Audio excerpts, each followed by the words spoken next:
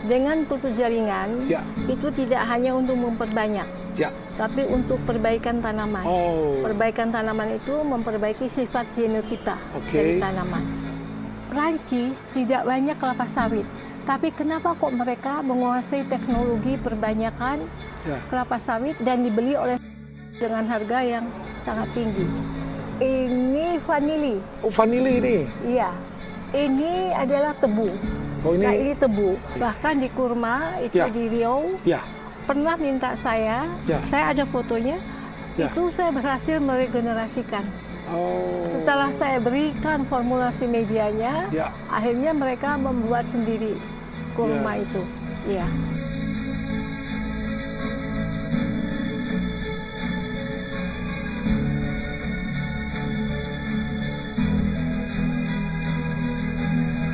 Assalamualaikum warahmatullahi wabarakatuh. Hai, masih bersama saya di Bincang Kedai Hijau. Menginspirasi, mengungkap inovasi dan mengedukasi untuk pengembangan diri. Pagi ini saya sedang bersama seorang yang luar biasa. Ini spesial ini. Saya bersama figur yang saya kira ini saya nantikan cukup lama untuk menjadi tamu saya di Bincang Kedai Hijau. Profesor Riset, Dr. Insinyur Ika Mariska MSc. Selamat datang Bu Ika di Makasih. Bincang Kedai Hijau. Iya. Nah, ini senang ini.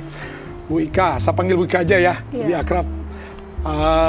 Ini jadi penasaran saya setelah sekian lama ini kita syuting tentang Bincang Kedai Hijau. Ada satu ini yang akhirnya sehari ini saya bersama Ibu Ika tentang kultur jaringan ya. Saya tahu itu ya. Kultur jaringan di mana bagaimana memperbanyak tanaman dari hanya mungkin satu bagian menjadi berjuta-juta. Nah, tapi sebelum ke situ, ini saya ingin tahu, ini Bu Ika dengan catatan saya kira sangat panjang ya prestasinya, kok jadi tertarik dengan yang namanya kultur jaringan. Ini seperti apa? Boleh saya cerita? Boleh sekali. Jadi begini, saya sekolah di IPB. Ya. Nah, pada saat saya mau mengambil penelitian, itu saya tertarik dengan bidang ilmu fisiologi tanaman. Dan yang mengajarnya adalah Profesor Dr. Hari Suseno, yang sangat terkenal dan menulis buku fisiologi tumbuhan sangat mendasar. Dan saya sangat tertarik. Setelah tertarik itu, beliau mengatakan, Bu Ika, katanya mendingan belajar mengenai kultur jaringan. Karena untuk for the future, untuk masa yang akan datang, kultur jaringan ini sangat bermanfaat di bidang pertanian. Kemudian saya ambil, itu betul-betul peralatannya sangat-sangat sederhana. Karena tidak ada satupun yang tertarik dengan kultur jaringan. Di IPB pun tidak ada satupun mahasiswa yang tertarik. Oh, kenapa? Tapi susah-susah bikin media, harus disterilisasi. Ini Bu Ika, ini melihat ini hasil karya luar biasa, ini berbagai tanaman yang dikulturkan ya. Di dalam botol ini tanaman dalam botol. Nah, yang terpikir saya, inovasi teknologi ini kan sudah sangat maju ya. Bagaimana tanaman diperbanyak secara massal. Ini kaitannya dengan ilmu lainnya, di mana menghasilkan varietas unggul, ilmu pemulihan tanaman. Jadi bagaimana menurut Bu Ika dukungan dari ilmu kultur jaringan terhadap pemulihan tanaman? Jadi gini, dengan kultur jaringan itu tidak hanya untuk memperbanyak, tapi untuk perbaikan tanaman. Perbaikan tanaman itu memperbaiki sifat genotipa dari tanaman. Ini kita bisa lakukan, yang paling mudah adalah melalui suspensi sel, kalus. Kita pakai zat pengatur tumbuh yang daya aktivitasnya kuat, ya 24D. Sekarang ada zat pengatur tumbuh yang baru, yaitu Picloram, 1,35-trichloropicolinic acid. Dia mempunyai daya aktivitas yang sama dengan 24D. Dengan memasukkan 24D ditambah dengan kinetin atau BAP, karena kinetin BAP ini juga memacu pembelahan sel. Nah, kemudian dia akan melakukan pembelahan sel secara cepat, dan kita inisiasi membentuk tunas, itu bisa berubah sifat genetiknya. Makanya kita dengar, saya nggak percaya lagi dengan kultur jaringan, karena hasil kultur jaringan ada yang berubah. Karena dia salah di dalam memilih formulasi media. Kalau kita ingin mengarahkan yang memang betul-betul ingin merubah sifat genetik, kita bisa kombinasi dengan mutasi fisik. yaitu iradiasi sinar gamma atau dengan mutasi kimiawi. Mutasi kimiawi itu banyak lah. Jadi memang dengan kultur jaringan dikombinasikan dengan pemuliaan, itu kita bisa merakit varietas tadi yang bisa beradaptasi terhadap perubahan lingkungan. Gitu. Nah itu yang harus kita, karena Pak Prabowo ingin kita swasembada pangan. Jadi pemanfaatan ilmu kultur jaringan ini sangat mensupport karena bisa untuk perbanyakan, perbaikan tanaman, penyimpanan, produksi metabolit sekunder gitu. Nah, kalau melihat perkembangan tadi kan sangat panjang ini proses untuk bisa mendapat, tapi kemajuan terus terjadi.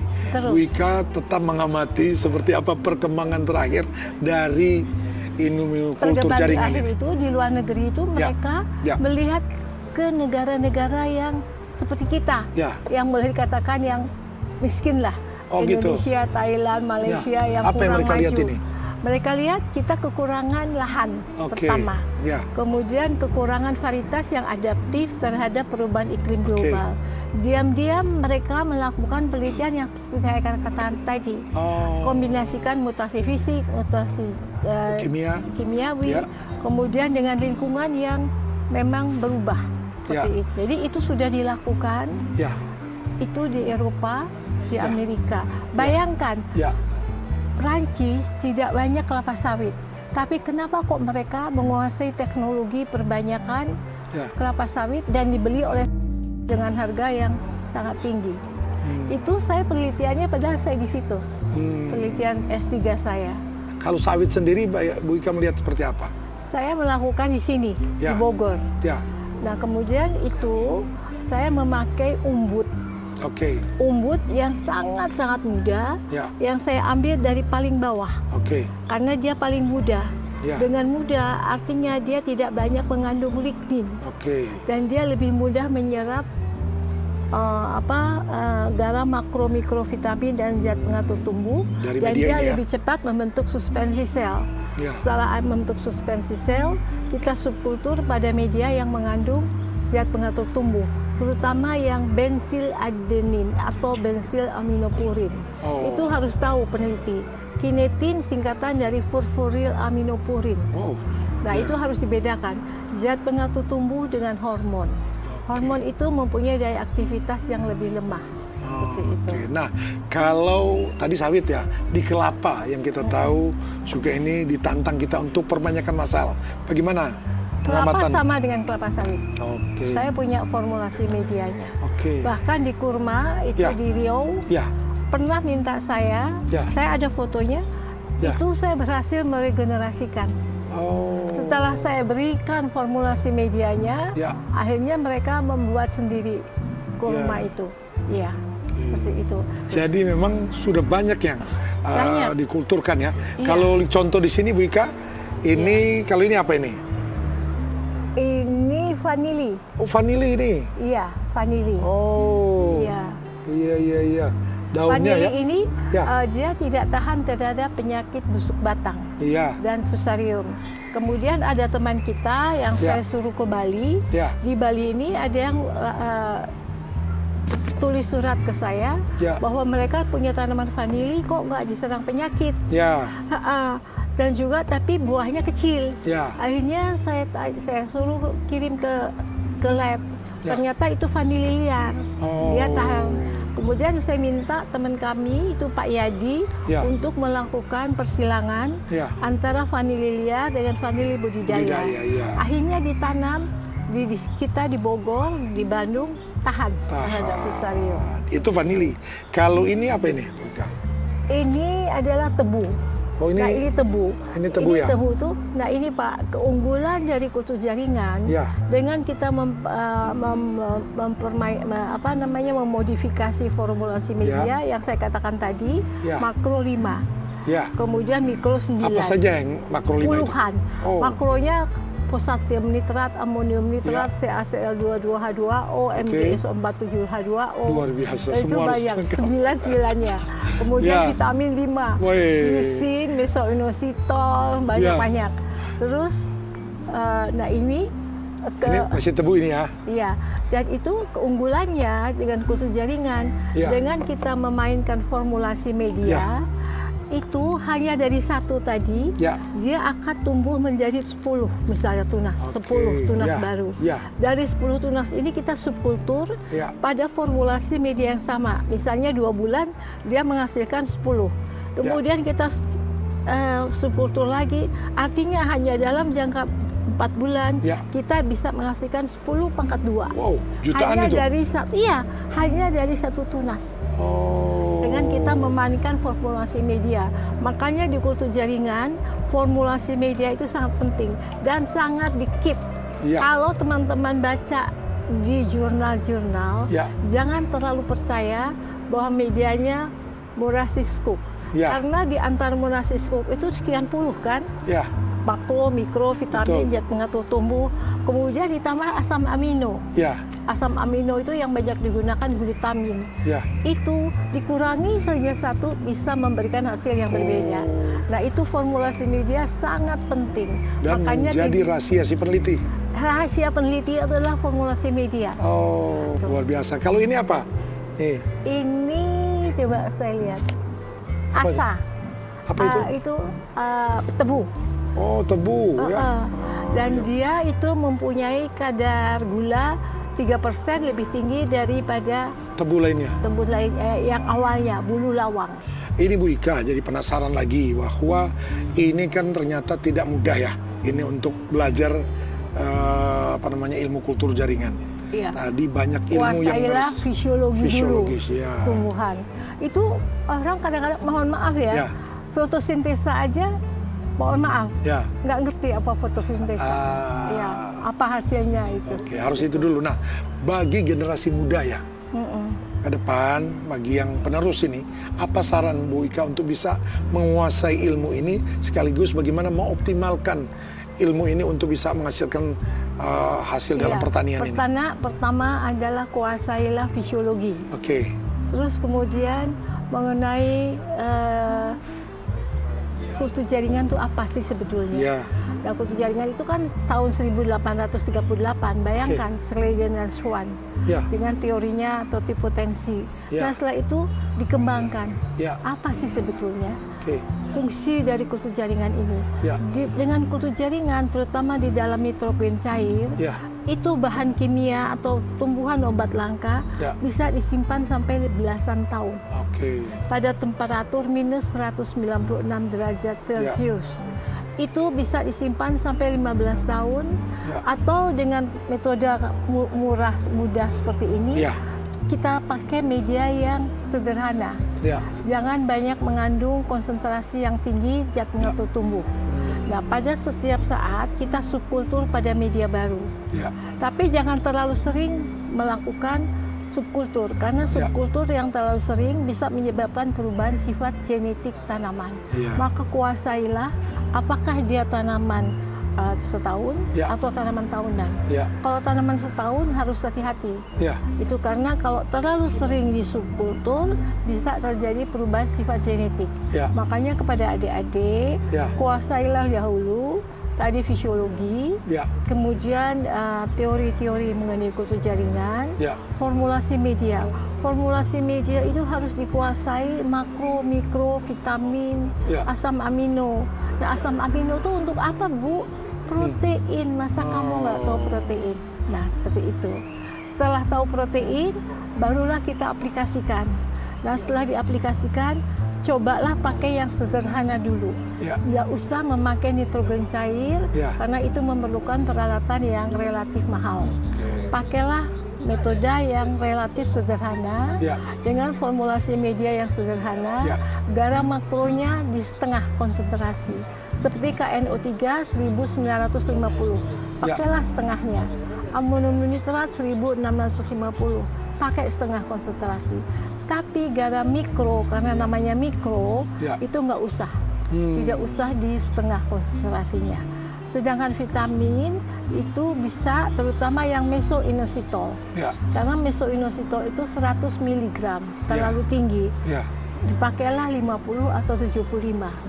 Sedangkan glisin hanya 2 mg, itu nggak usah. Kemudian tiamin hanya 0,1, nggak usah.